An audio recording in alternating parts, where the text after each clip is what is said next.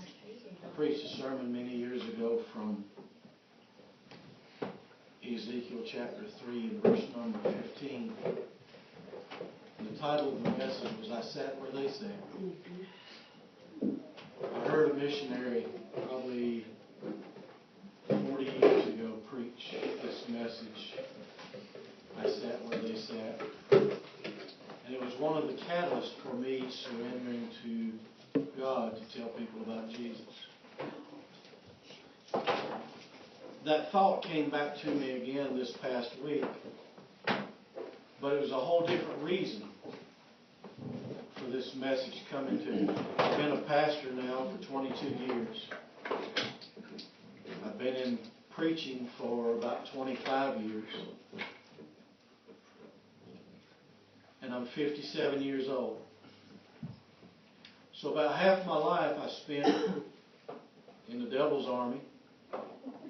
And about half my life I spent in God's army.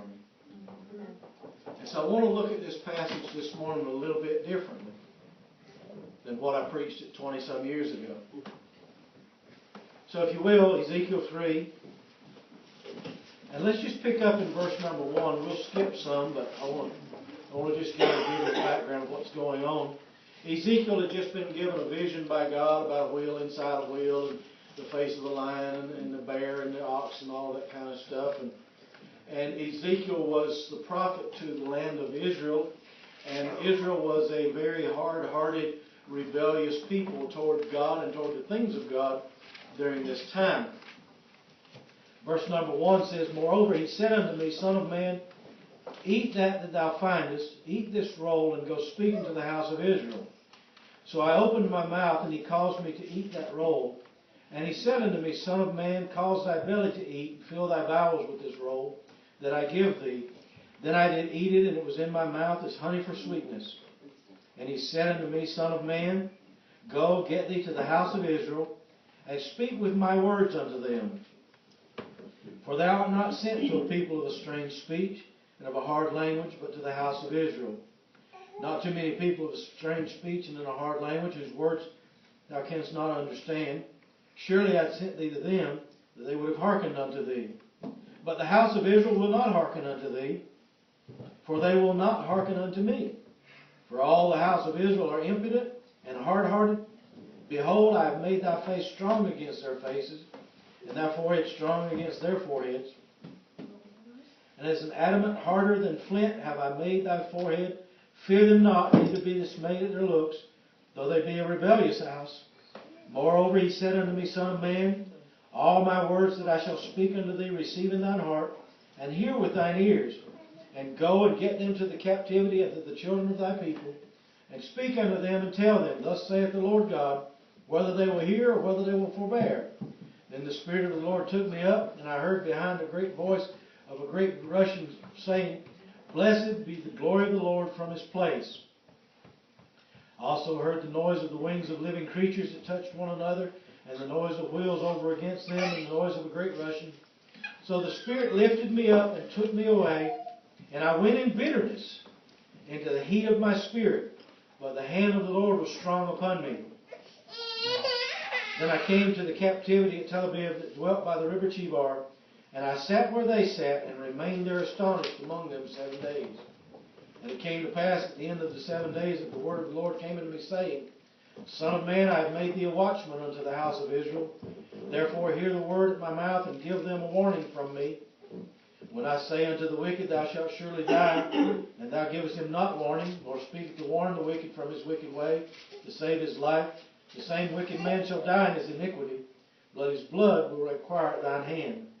Yet, if thou warn the wicked man, and he turn not from his wickedness, nor the wicked way, he shall die in his iniquity, but thou hast delivered thy soul. We'll stop reading right there for now, and try to get into the message that I sat where they sat. Israel had gone away from God. Israel had gotten their hearts toward God, were not interested in any of godly things. And God was going to send Ezekiel as a prophet unto them to preach salvation unto them and to try to inform them to turn from their wicked ways. God said, now be warned. He said, they're not going to listen to you. He said, they don't listen to me, they ain't going to listen to you. He said, but I want you to go. And he said, don't be afraid of their faces. Don't be afraid of what they're going to say to you. Don't be afraid of what they're going to do to you. You just go and do what I've told you to do. Ezekiel didn't want to go. Ezekiel felt like they deserved death. Ezekiel was much like Jonah. You remember the Psalms that said they required of us a song in our captivity? And they didn't feel like singing. They were down on their obedience to God. God had allowed them to be captive again. This is along that same area, in that same passage, where it says, I came to them at the captivity of Tel Aviv, that sat by the river Chebar, and I sat there with them 7 days. 7 days was the customary time of mourning for someone in that period of time. And their custom was, as Job's friends came and sat with him and didn't say anything, Ezekiel came and he sat with them. The problem is look at verse number 14. It says, so the Spirit lifted me up and took me away, and I went in bitterness in the heat of my spirit, but the hand of the Lord was strong upon me. There's sometimes that you and I are going to come across people that we don't feel like they deserve salvation. They don't deserve God's goodness. They don't deserve God's grace. And so God has to lift us up, and God has to show us, and God has to transform us before we're going to be any good for Him. Before we're going to be effective for Him, God's Spirit has to work in our lives. Now, what I want us to see this morning, as I've already told you, I spent about half of my life serving Satan. I spent about half of my life in the drug culture. I spent about half of my life in the sex culture. I spent about half of my life in the thieving and stealing and lying and cheating and do anything I possibly could to get me ahead, to do what I wanted to do what made me feel good, whether it was drugs, whether it was sex, whether it was things, whether it was possessions. If I wanted something and didn't have the money, I'd steal something and sell it so I'd have the money to do it with. I was a very dishonest person. I was a thief. I was a liar. I was a crook. I was mean. I was hateful. And about half of my life was spent that way. And so I can honestly say, where you've been, I done been there. What you've done, I done there. I can say this morning that I've sat where you sat. I don't care who it is out here in the world. I have sat where they sat. I don't care if they want to use drugs as an excuse. I can use that excuse. I don't care if they want to use sex as an excuse. I can use that excuse. I don't care if they want to use family background. I can use that excuse. If they want to use hurt by church, I can use that excuse. I don't care what excuse you come up with as the world. I can say, I have sat where you sat. And your excuses don't hold water.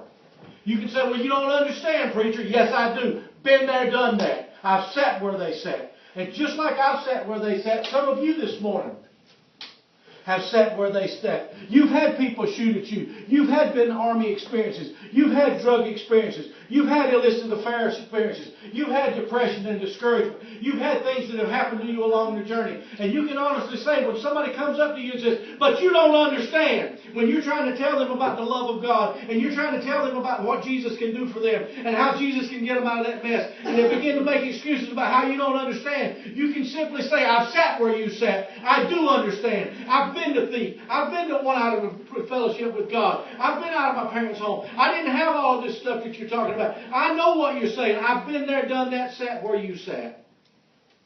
And I think this morning that God has laid on my heart to inform you and to remind me that we have a job. Amen. We have a job. He says, I have set thee as a watchman. Remember, Ezekiel didn't like him. Ezekiel thought they deserved death. How many of you and I have made judgment calls on people when we see them standing on the street corner? How many of you and I have seen somebody with long tattered hair and most messed up clothes, tattoos all up and down their body, and we formed a judgment of them in their mind? How many of us have seen people standing around in buildings with whatever situation they're in, and our mind just makes a judgment already before we even know that person? As I did a few weeks ago, I had all of you stand up and hold hands with somebody you're not normally holding hands with. And I said, you don't know what that person faced to get here this morning. See, you don't know what caused that person to be on the street. One of the first people that ever punched me in the mouth walking in this church room. I didn't know him, he didn't know me, but he knew I was a preacher and he didn't like preachers. And he punched me right square in the mouth when I walked in this building for the first time in August of 1995. Over the course of time, I found out a little bit about his story. He had been dropped off in North Dakota by his parents when he was 6 years old. When he was 7 years old, he worked his way back from North Dakota to the Crow Reservation that was his home. His parents beat him, locked him in closets, locked him in the bottom of the house, fed him with the dogs. I found out later that he was drunk and somebody framed him for murder and he went to prison for something he didn't do. I found out later there was a reason he was laying out here on the sidewalk. I found out later that he was open to the message of Jesus Christ. And the first man that ever punched me in the mouth when I came to Montana was the first person that I ever led to the Lord. Because I've sat where they sat. I had a grandfather that was a wicked drunk. I had a grandfather that abandoned his children. I had a grandfather that went off to the war. I had a grandfather that had been treated badly. I had a grandfather that grew up in a time when growing up Indian wasn't popular. And I could relate to Gilbert. Eddie knows his gun. Stood in here and he stole money off the wall. And I went down and I talked to him in the park one day. And I said, Eddie, you know you stole money from God? And I got to talking to him about Jesus. And he said, Preacher, I'm 67 years old. He said, you're the only man that's ever took the time to talk to me about God. You see, I've sat where they sat. The young people who grow up in a home and feel like they're not loved by their parents. I've sat where you sat. The young people that have sat in their homes and contemplated whether life was even worth living or not. I've sat where you sat. The ones that thought the answer was in a pill or a smoke or a cigarette or a bottle. I've sat where you sat. The ones that thought the answer was in a bed. I've sat where you sat. The ones who grow up in life feeling like they're subhuman and not worthy of life. I've sat where you sat. The ones that you feel like that nobody loves you, nobody ever will, and how could the God of this universe and His perfection even care about you? I've sat where you sat. You see, Ezekiel was sent to people, and God called him. He said, the Spirit of the Lord picked me up, and He changed that bitterness into a love for people. And the only way I got it is I had to go by and shut my mouth and sit by the river and watch them in their captivity. And sometimes living in here, we had the news articles over the last couple of weeks about the man that beat his little baby to death with the belt, about the man that beat those 3 ladies to death with a frying pan. You know, we talk about guns and we talk about shootings and everything else. People die of all kinds of violence. Just right down the street from me, beat to death with a baseball bat. Thrown out the car window out here on 313. You see, it's not a gun that kills people, and I'm not going to get off on a gun speech this morning. It's man's evil that gets people killed. It's man's evil. And Ezekiel had that heart that said, I don't care whether you ever get God or not. Jonah, I don't want to go witness to them. They hurt my family. They took our possessions. They took our land. They took everything we had. I don't want to go tell them about Jesus. And I was hurt by the church, and I was hurt by God, or God's claim to be people. And I didn't care 2 hoots in hell about God's people or God's church. You see, I've sat where they sat. I've sat in the embarrassment corner of the church. I've sat in the preacher's office every other day that didn't give 2 hoots about my soul, but he cared about my influence on other people. I've sat where they sat.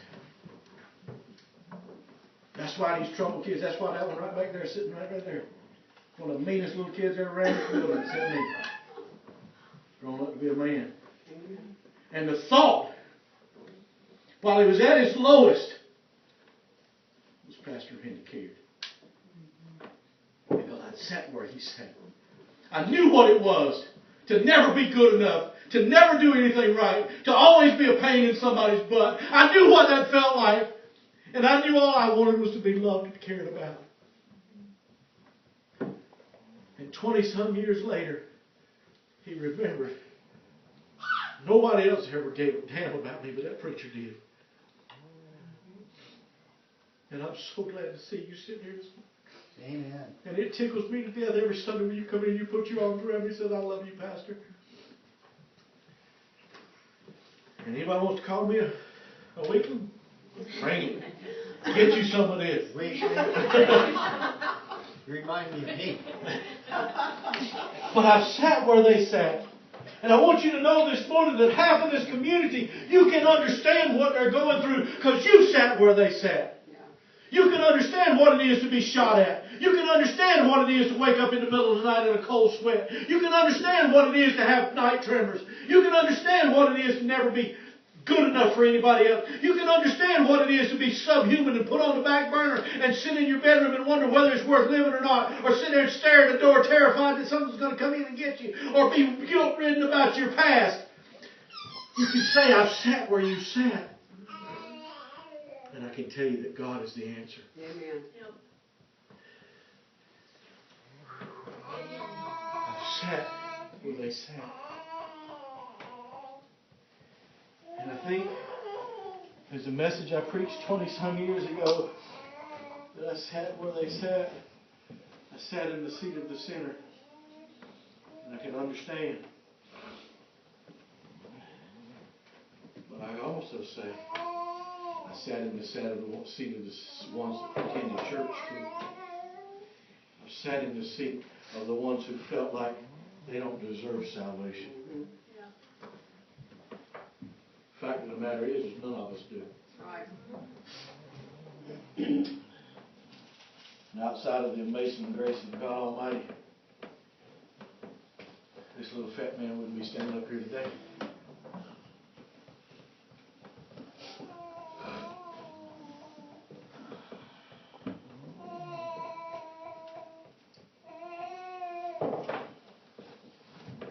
Came to them in the captivity of Tel Aviv that dwelt by the river Chebar, and I sat where they sat and remained there astonished 7 days. If you only knew why people were in the position they were in. If you only knew what they had gone through to bring them to that place. That's why Ezekiel said, I sat where they sat. And as I sat there where they sat, and the Spirit of the Lord began to break my bitterness. And the Spirit of the Lord began to give me a love for people, despite their problems. Yes, there's some folks in this world that are aggravated. Yes, there's some folks in this world that you ain't going to be able to get along with. Even Jesus knew that. He said, get along with all men where possible. Jesus knew there was some that just won't be that kind of folks. But he said, whosoever shall call upon the name of the Lord shall be saved. Amen. Even the ones that you and I don't think deserve it. But the only way they're ever going to see it is that the Spirit of the Lord lifts you and I up. And see, people say, well, Jesus doesn't understand. I beg to differ with you. Because in Hebrews chapter 4 and verse number 15, it says we don't have a high priest that can't be touched with our infirmities, but was in all points tempted like we are, and without sin. See, not only do I understand, not only have I sat where they sat, but Jesus came into this world as the bastard son of Joseph and Mary, living in a small town community, being talked about all his life. Yes, he was the Son of God. Is, was, and shall never be. But he came into this world at the lowest of low, born in a barn, unaccepted by his family and friends. So he sat where you sat. Some of you have been rejected by family. Where do you think he was? Said that his brothers believed him not until after he was crucified. Mom pondered all of these things in her heart. How'd you like to go to school and all the little town kids? Who's your daddy? Oh, you don't know either, huh? See, that's what Jesus had to deal with. Because in that culture, you didn't get born out of wedlock. Now it's pretty much accepted.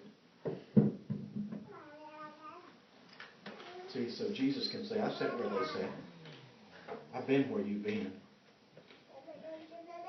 You've been shot at? Jesus they tried to stone him 3 or 4 times. They crucified him. You've been tortured? They jerked his beard out and beat him half to death. I met a guy in Village the other day, had on a Korean war hat. And my mind was reminded of my Uncle Dallas, who was a POW in the Korean War, and I walked over across the aisles where he was at, and I shook his hand and told him thank you. I was up at the hospital, actually. And I told him thank you. He said, yeah, that was a rough one. And I said, yeah. I said, there's others who understand.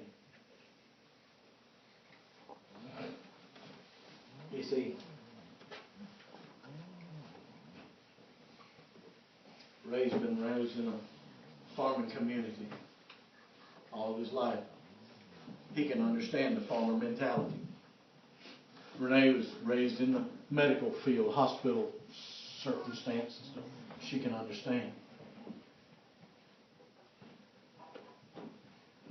You see, what you have to offer, you can tell somebody. You can't tell everybody, but you can tell some. I've sat where you sat. See, Robert can reach his army buddies better than I can, because I've never been in the armed forces.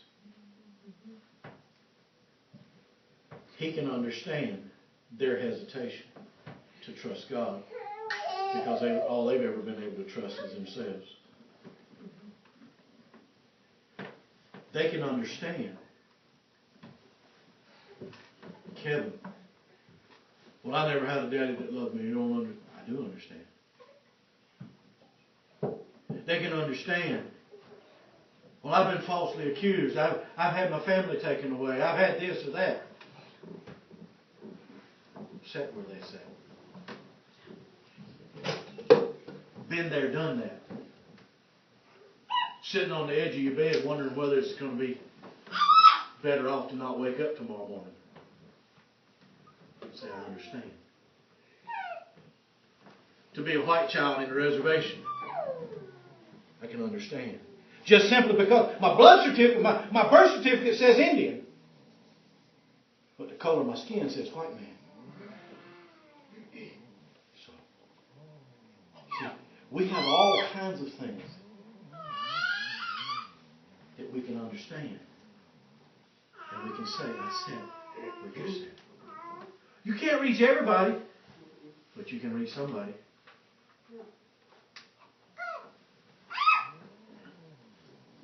I'm going to reach you before it's over with. You start smiling at me now. I've almost got you.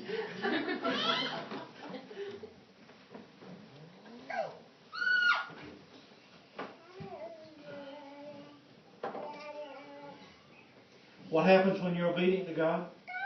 Verse 22. And the hand of the Lord was there upon me. And he said unto me, Arise and go forth into the plain, and I will talk with thee there. I arose and went forth into the plain. Behold, the glory of the Lord stood there, as the glory which I saw by the river of Chebar, and I fell on my face. You see the whole different mindset when God gets a hold of you.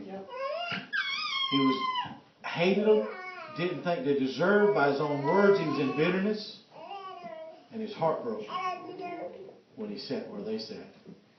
See, remember where God brought you from. Remember what you would have been without God. Remember what could have happened. And he sat where they sat, astonished. It would blow some of you out of the water if you knew what some of these people in this town lived through. It'd blow you out of the water if you knew what some of these people in this church lived through. That's right. I sat where they sat, and it changed my life. It changed my mind. And it changed my heart. I hope it can and will do the same thing for you. I hope as you go to work tomorrow, you'll see people in a different light. When you drive by the drunk urinating on himself, passed out on the sidewalk, I hope it'll change your heart. When you see them sitting there and they've had a bath and God knows when, and they smell like an outhouse, there's a reason they're there. When you see the pious, rich young fool sitting up there thinking the world can't touch him, think about how miserable he is on the inside. Because his money can't buy happiness. Money can't buy love. Money can't buy joy. When you see people sitting all around their congregations this morning in their big fancy churches, and the pastor doesn't even know their name.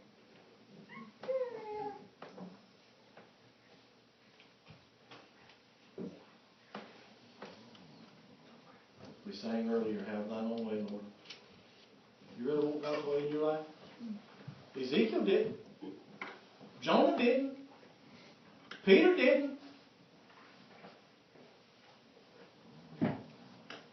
And the Spirit of the Lord picked them up, took them to a place where they could see.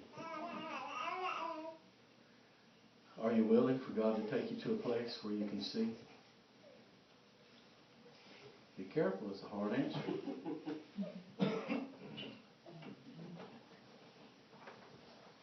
I sat where they sat and remained there astonished among them 7 days. Wake up, folks. There's a world that's going to die and go to hell. That's right. There's people right outside our door that's going to die and go to hell.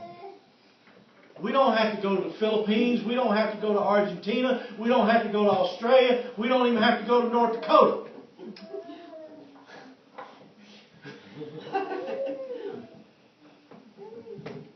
We can go right outside.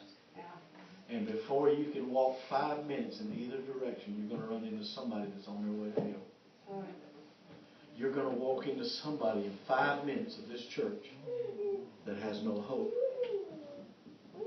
that has no reason to live, that has nothing to live for. And you've been there, but you found Jesus. And I don't like that phrase, Jesus found you, because I ain't going looking for Jesus. Jesus came looking for me. Amen. This morning as we leave this place, yeah, I'd love to say that we've been revived when we leave this place, as she sang earlier. Sweet, sweet Spirit. But I'd also like to say as we leave this place today that God's given us a greater burden for those around us. Not a greater burden for a better job or a bigger house or a nicer car or a bigger church building, but has God given us a burden for souls. Heavenly Father, we thank you this morning for your word. It never changes. It never lets us down.